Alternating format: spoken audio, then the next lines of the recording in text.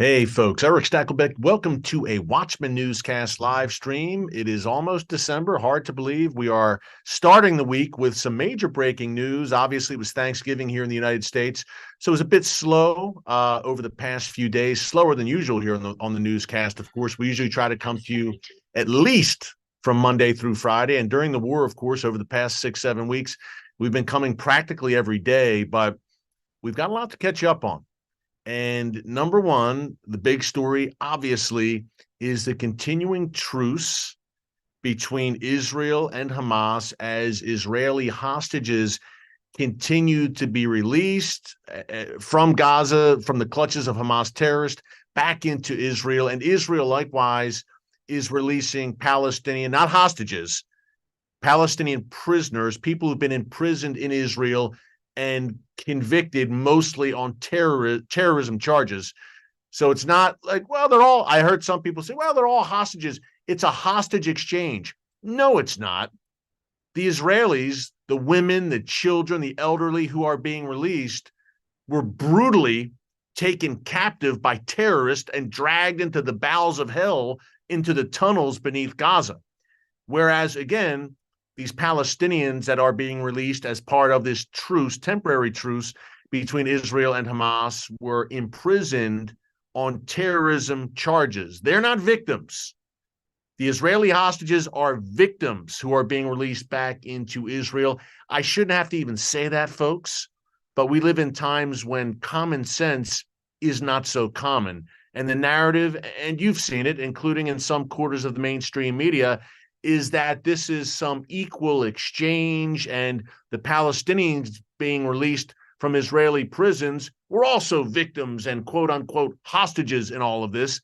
Obviously, it could not be further from the truth. And yet I see in the West Bank, which we call Judea and Samaria, jubilant greetings from Palestinian civilians greeting these released convicted terrorists who were released from Israeli jails. Very telling, I believe. But it does seem that this truce will now be extended for at least 2 more days. Remember, this was supposed to be a 4-day, essentially a ceasefire, right?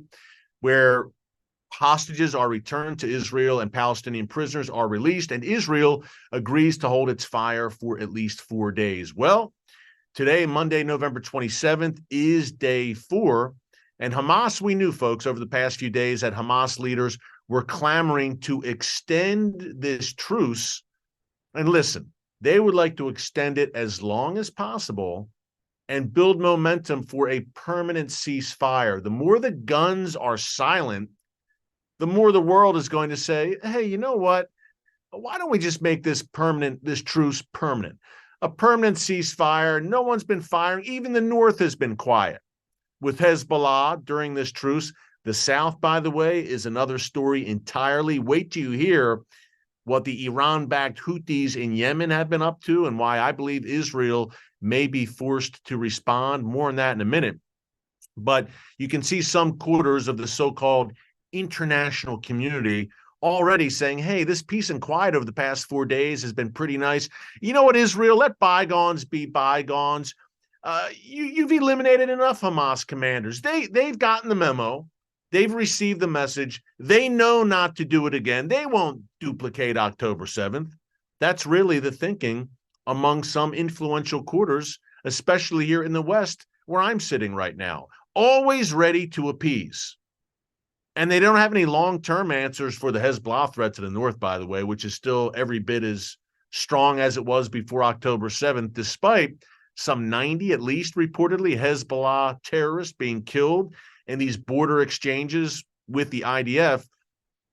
But anyone who thinks that Hamas will not seek to duplicate October 7th and that demonic carnage many times over, if they're left to fight another day, is delusional. Why do I say that? It's not, well, that's Stakelbeck's opinion.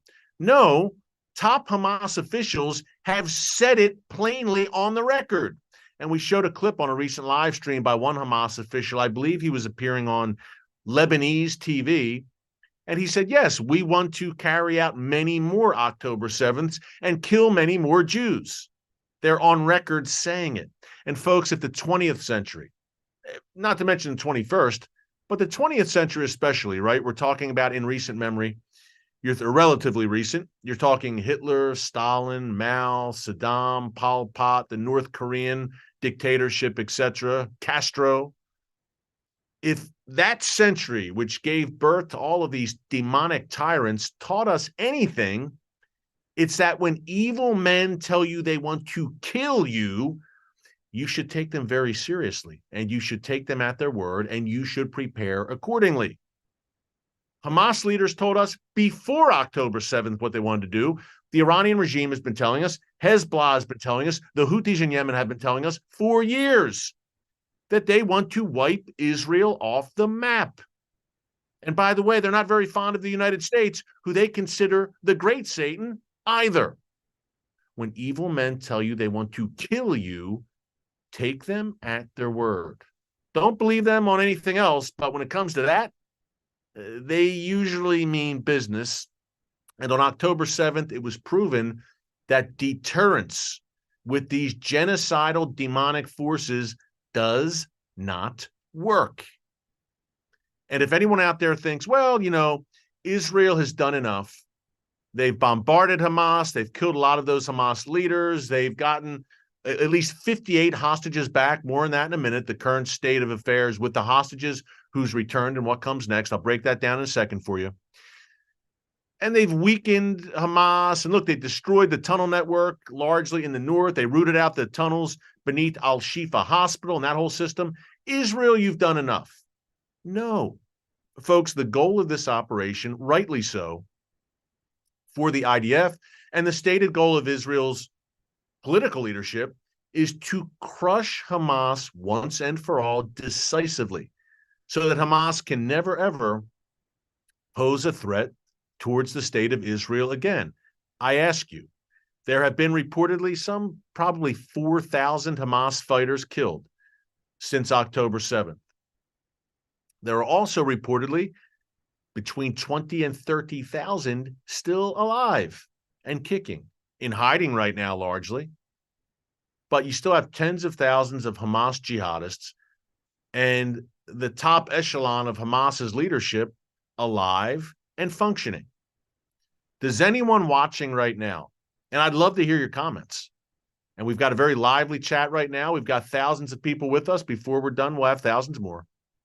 Does anyone watching right now really believe that if Israel were to call today right now permanent ceasefire, that Hamas would suddenly lie dormant and would hold its fire and change its spots? The jihadist leopard would suddenly change its spots. And Hamas would say, you know what? Jihad doesn't work. We shouldn't have done this. You know what? October 7th, we regret it. And we're going to change our ways. We're going to get about the business of governing Gaza and being good stewards. Come on. Does anyone watching really believe that?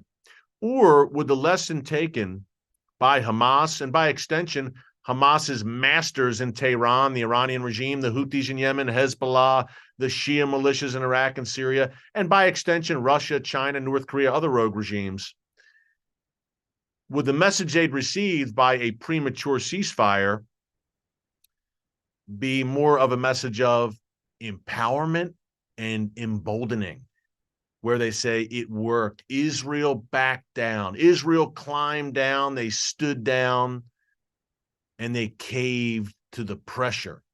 And by the way, as an American, folks, I can tell you that by extension, it would not just be Israel which would be labeled weak by its enemies if it agrees to a premature ceasefire with the stated goal not finished. The United States would also be seen as weak. In the Western world, Europe is usually seen as not having teeth behind any proclamations or declarations. But the world will know that it was the Biden administration and the United States that pressured Israel relentlessly to agree to a ceasefire. People aren't stupid. They may be wicked, these forces Israel is fighting against for its very existence, but they're not stupid. They're cunning, and they'll smell weakness. And they'll say, yes, Israel is weak, but it was the United States, which is a paper tiger, which put them up to this. So the U.S. is also weak. And what does that mean? Take a few guesses. We have a very educated, well-informed audience, and it's a pleasure and a joy and a privilege to come to you every single day here. But it will invite more attacks. There's an old saying that really applies today more than ever. Weak men create hard times. Wow, if that ain't true. So needless to say, I believe Israel will not agree to a premature ceasefire, but I do believe that there is a good chance they will extend this current truce. Now, today's the fourth day, as I mentioned a minute ago, and there are rumblings that it may be extended 2 days. Here's what we know so far. I'm going to read you some just straight off my phone here. Pardon me for looking down, but here's the latest in terms of numbers, who's been released, and what exactly we have, just so you know, over the past 4 days. The Israeli military said this evening that Monday evening, their time, 11 hostages were released today. Monday, November 27th. They were handed over to the Red Cross in Gaza, made their way into Israeli territory. So far, Hamas has released 58 hostages. That's since Friday, the day after Thanksgiving. And Hamas, by the way, has been playing games, folks, hesitating and delaying the releases. There's been a lot going on behind the scenes that's been infuriating for Israel and for the families. So it's psychological warfare on the part of Hamas. But they've released 58 hostages, including 39 Israelis. Remember, not all of the hostages taken, there were some 240, were Israeli. There were Thai nationals, people from Thailand, guest workers, and people of other nationalities also killed on October 7th, as well as taken hostage, including some U.S. citizens, many dual citizens as well, dual Israeli. One young girl, a 9-year-old girl, released the other day, was a dual Israeli-Irish citizen. So we've got that as well. But Israel, so 58 hostages, including 39 Israelis released. Israel has released some 117 Palestinian prisoners, keyword there, prisoners, and 30 minors among these Palestinians released, 30 minors and 3 women. Now, the Israelis released from Gaza today, folks, include 3, I mentioned that dual citizenship, 3 dual French citizens, 2 dual German citizens, and 6 from Argentina, all, again, dual Israeli citizens, all released today.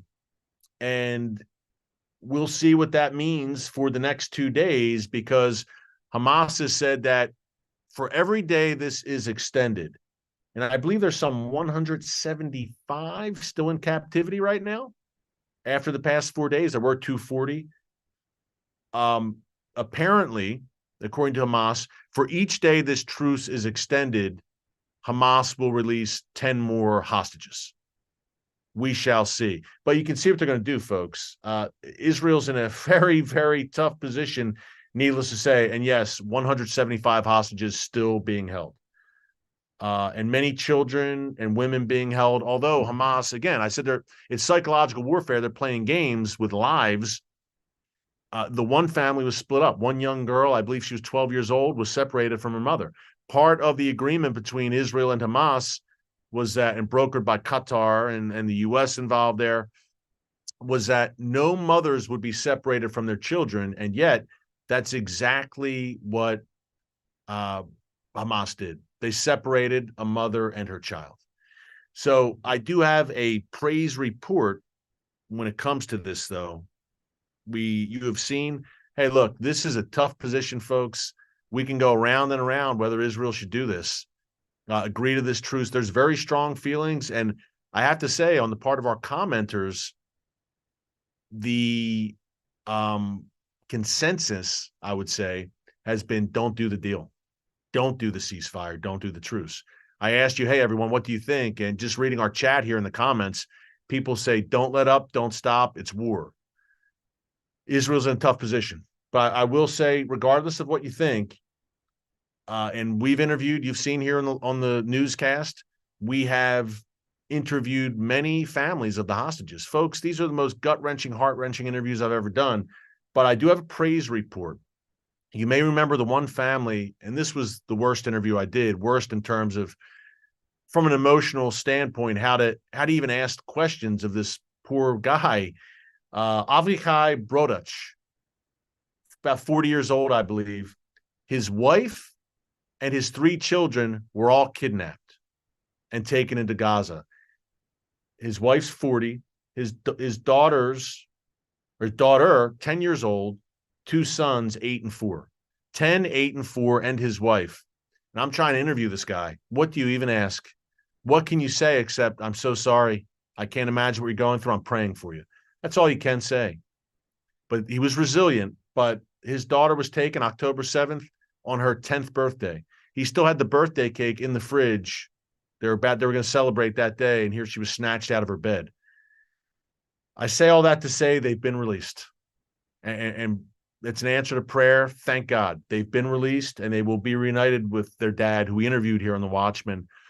So I know the downsides of the deal, and we've talked about them. We'll talk a bit more today about, look, the IDF losing momentum here, Hamas having time to regroup and possibly even escape Gaza, some Hamas leaders. There's international pressure builds, as I mentioned a few minutes ago. Well, let's make this ceasefire permanent again, and on. But you know what? Then you have this too, where this family's been reunited against all odds. So just keep it in prayer, folks. Pray for wisdom and discernment for Israel's leaders right now, because they need it. And they need to call on the God of Israel, the God of Abraham, Isaac, and Jacob. I hope they're doing that right now for wisdom, direction, discernment. He will make their path straight in some very difficult decision-making. Arguably, it's at the top there among the most difficult periods and decisions made since 1948, since Israel was miraculously reborn. But this family has been reunited. So that is, no matter what you think of this truce, and I know the downside, and I know the upside is this, that families are reunited, and families and little kids are escaping from the bowels of hell in Gaza and Hamas captivity. So it's a very, very tough situation, and just keep it in prayer. Pray for these families. Pray for the families still being held. Pray for Israel's leaders to have that wisdom to do what's right, and to lean on the God of Israel again, to show the way, and to cry out to him. God, what do we do? Sometimes that's what, in our personal lives too, right? God, help me. What do I do? And he might not say, Erick, do this, but he'll show you. He'll show you the way. He'll make your path straight. He'll give you peace. He'll give you discernment. He'll do that for you individually. He'll do it for leaders. He'll do it for governments. All you got to do is ask and cry out to him with a humble heart. And in the meantime, we will continue to intercede for Israel and Israel's leaders. But that is the state of play, so to speak. And what do you think? Does Israel extend this 2 more days? Folks, I got to tell you, if you extend it 2 more days, that's basically a week. That'll be 6 days. That's essentially a full week of Israel pausing what had been a very successful operation in Gaza that was gaining a lot of momentum. Hamas was on its heels and on the ropes. And you have to think that Hamas terrorists have been using these past several days to regroup, to retreat, to rearm, et cetera, when this ground invasion recommences. And look, Israel's leaders have said throughout, this is not the end. Yes, we have this temporary truce, but we are going to finish this job. And I trust them, and God willing, they're going to stick to their word. Political and military leaders, they're saying, look, it ain't over. We're going to finish this job. Assuming they're going to do that and stick to their guns, literally, and keep their word, which I believe they will. I think the people of Israel demand it after what happened October 7th. If this government, current coalition, goes wobbly, they're out. And Bibi's out. And he knows that. If he goes wobbly on this, the people of Israel want justice for what was done. And this is an evil, demonic force which will regroup and attack again if Israel lets up. They must be destroyed, Hamas. There's no other way about it. But when Israel, again, restarts that offensive, know now that although Israel has largely pacified northern Gaza and the Gaza City area, still mopping up for sure, the fight will now move to central Gaza and mainly southern Gaza, Khan Yunis, the second largest city in the Strip, and Rafah, around that Rafah crossing. Look at Rafah, look at Khan Yunis, and reportedly a good deal of Hamas's senior leadership in Gaza may be in Khan Yunis in, surprise, surprise, fortified bunkers and tunnels beneath Khan Yunis. That's the next phase here, folks, that you have to look towards. Maybe we have 2 more days and 20 more hostages perhaps released. We shall see, but that is the next stage, southern Gaza, and we haven't even discussed Hezbollah and what is to come there. Avigdor Lieberman, who was a part of this coalition, he's the leader of the Israel Betenyu party, who's been a critic of Benjamin Netanyahu. He once worked for him. Now they don't get along. He said today, and he's a former defense minister, he said, look, Hezbollah and the Houthis have had free reign, essentially. I wouldn't agree with that when it comes to Hezbollah. Look, Israel has struck back hard against Hezbollah. As I mentioned earlier in this live stream, at least 90 Hezbollah terrorists have been killed. But there is the day of reckoning coming to the north, no doubt, where Israel eventually is going to have to eliminate the Hezbollah threat as well. There's no way around it. The situation to the north, 150,000 rockets and missiles pointed at every inch of Israel, unsustainable. Lieberman said, look, Israel, the IDF needs to push Hezbollah back behind the Litani River in southern Lebanon. And folks, that takes ground forces, that takes a major operation. If you're going to go that far, you might as well destroy Hezbollah once and for all, like you're doing to Hamas. Ultimately, that is the answer. But the Houthis in Yemen, he also mentioned the Houthis. And I have some very important updates about the Houthis. Again, I mentioned Hezbollah has, although they weren't part of these ceasefire talks, Hezbollah to the north has observed this ceasefire, and they've held their fire over the past 4 days. But the Houthis, that's another story. And folks, we talk about multiple fronts, right? And we've talked about the second front, the northern front, Hezbollah. There's a third front right now. And it's open, and it just as the northern front was opening wider, not all the way, but opening wider, those battles were increasing in intensity and casualties. Well, let me tell you, the Yemen front is opening. I'm going to break it down for you in a minute. Before I do, 2 quick things. Number one, we've got thousands with us now. If you are just joining us, perhaps you've never watched before, you like what you're hearing, hey, be sure to subscribe and click the notification bell so you get alerts every time a new video is posted. Hard to believe, folks, but we're moving towards 1 million subscribers. Crazy. Only God.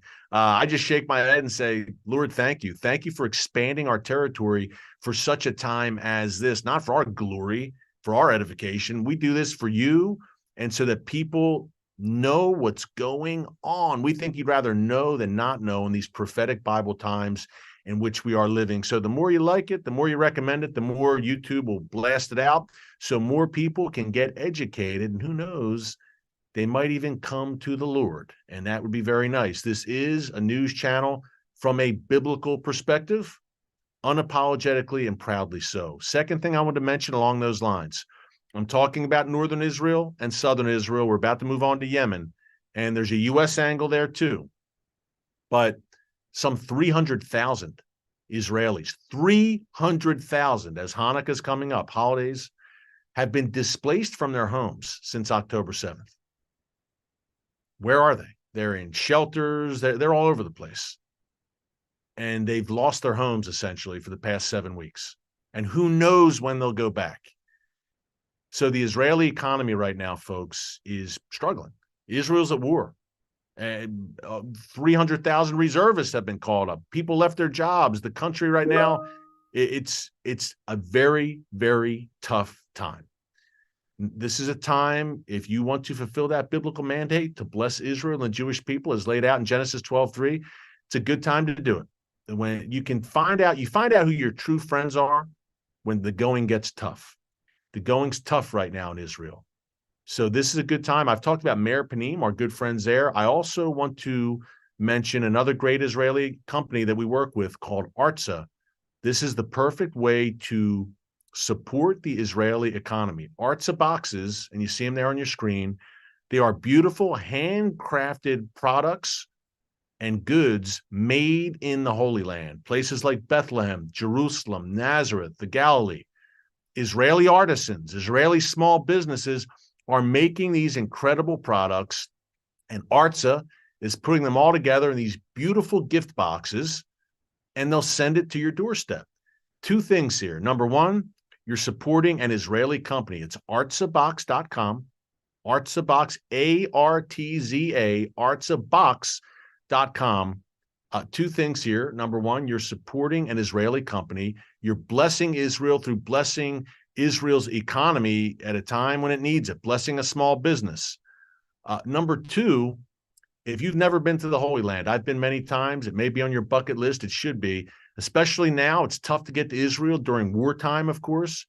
This will get you pretty darn close. These are products. It's an authentic taste, smells, everything else of Israel, made in Israel by Israeli hands, Israeli small businesses and artisans throughout the country. I only support and promote companies that I am in agreement with and I agree with their mission. Artza, 110%. I've been working with them. If you've been a longtime viewer, you know Mayor Panim, and certainly you know Artza. Since July 2020, we've been working with our good friends at Artza. They're based in Israel. And by the way, the owner of the company is in the Israeli reserves as we speak. So he's literally fighting the good fight. Support him, support the good people at Artza. And there's a discount code. It's a Christmas box, by the way. It's artzabox.com. The special Christmas box, the discount code is Watchman18. That's M-A-N, Watchman18. Go to artzabox.com, type in Watchman18 for an 18% discount, just in time for Hanukkah and Christmas shopping. And hey, today's Cyber Monday here in the U.S. Great day to take advantage of those deals for your loved ones with the holidays upon us. Artzabox.com. Check it out. Help and bless Israel's economy. This is a company I truly believe in. They are good, good folks. God bless them. Artzabox.com, Watchman18. Okay.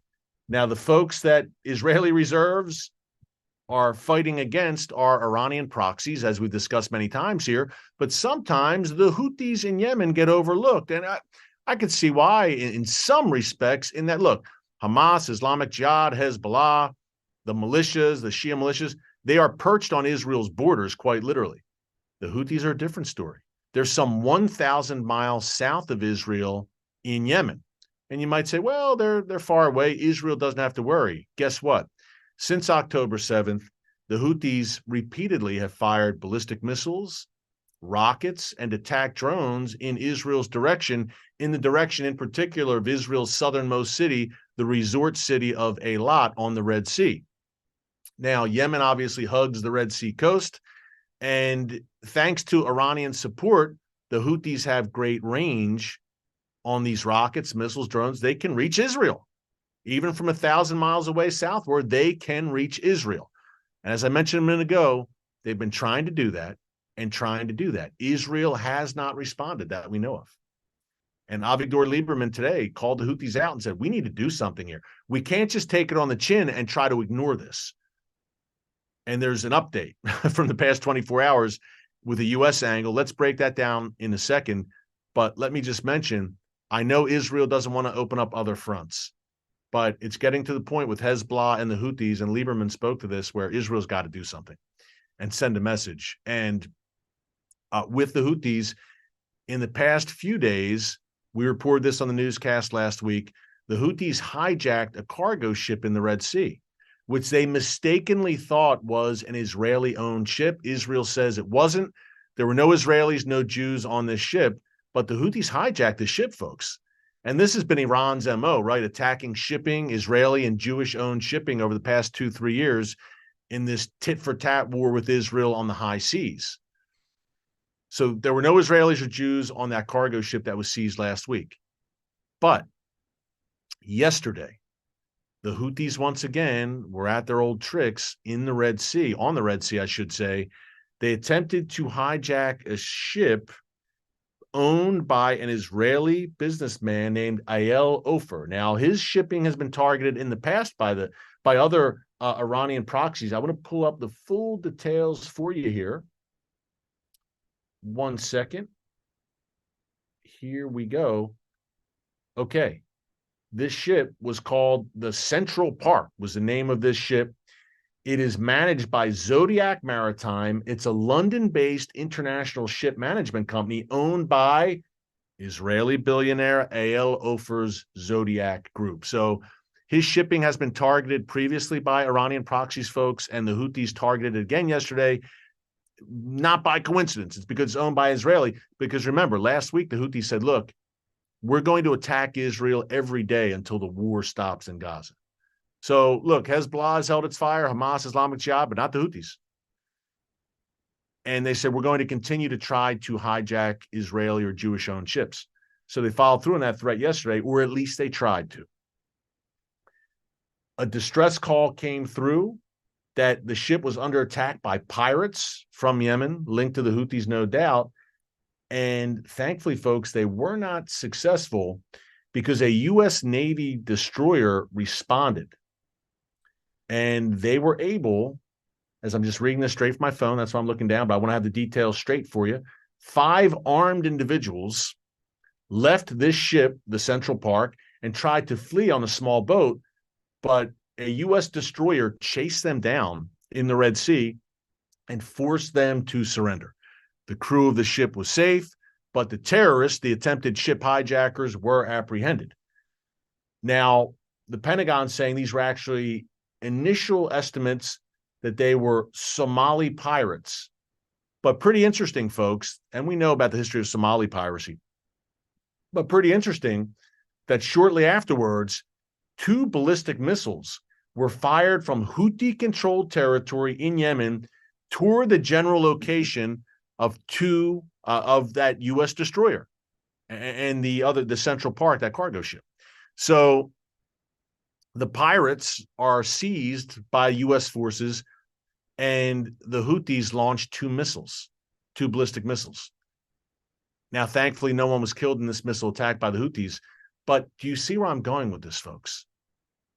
This is an increasing threat to Israel's south that needs to be answered, not only by Israel, but the U.S. They're firing on U.S. vessels as well.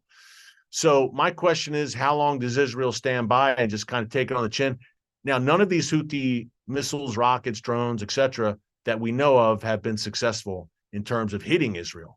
They've all been shot down by either U.S. vessels or by Israel missile defense systems and U.S. and Israeli vessels. That's a good thing. But the Houthis have shown no sign of letting up. And Israel can only ignore this, I believe, for so long. About a week ago, Israel's Air Force commander said, look, we have plans to hit all of Israel's enemies, including the Houthis. I'm not advocating for a third front to open and for Israel to go all in Yemen.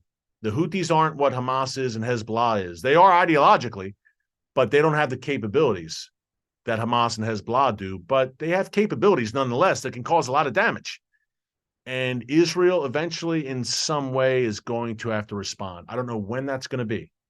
I know the battle with Hezbollah is coming, but eventually the Houthis, there will be a reckoning there. And if just one of these drones or missiles or rockets gets through that were fired by the Houthis and successfully causes damage in Israel, that's a game changer. Israel has literally dodged bullets so far with the Houthis, but that's not going to last forever. It seems, as the Houthis continue a daily barrage. Last thing to mention, and I do notice that my background changed. Wow, someone just pointed that out. I guess we had our background here on a timer, and it just changed. At least it looks kind of cool, right? Behind me. It doesn't look too weird, kind of like a techie look behind me now. But let's see here. The last thing I want to mention, along these lines, we're talking the maritime battle with Iran and its proxies. Iran has added a sophisticated warship to its Caspian Sea fleet. Iran's Navy today added a destroyer capable of launching cruise missiles to its Caspian Sea fleet. Now, a lot of times you got to take these Iranian claims with a grain of salt. It seems like once a week, and we're talking about this consistently here in the newscast, that Iran's making some new announcement. There's some new cruise missile. Then they say they have hypersonic missiles. Then they say they launched a satellite into space. So there's a lot of claims that come from Tehran It's hard to verify all of them, but know this, that the intent is there. And certainly Iranian scientists, with help from the likes of Russia, China, and others, even North Korea, are working overtime to have those capabilities. That is the state of play right now. The Iranian regime, very, very active. And that's not a good thing, of course. But you know what? The God of Israel, who I mentioned earlier, yeah, remember him? He neither slumbers nor sleeps. At the end, when the dust settles, at the end of the day, when the dust settles from this current round with Hamas, Hezbollah, the Iranian regime, Israel will be in good shape. It's not going to be easy getting there, but we've read to the back of the book. We know how this all ends. Again, the time of Jacob's trouble is coming. It's not going to be easy going for Israel, anything but God is with his land and his people. Keep it all in prayer. Pray for wisdom, discernment, again, for Israel's leaders. Pray for the hostages, their families. Hey, if you're an intercessor, a prayer warrior, you're very busy right now, and prayer works. Don't forget it. Thanks so much for joining us here today on The Watchman. Until next time, God bless you. And remember, never hold your peace. Hey everyone, thanks for checking out the Watchman Newscast. Make sure you hit the subscribe button so you never miss an upload, and tap the bell icon so you're notified every time a new video is posted. And don't forget to share your thoughts, insights, and comments below. Thanks for watching. We'll see you back here tomorrow.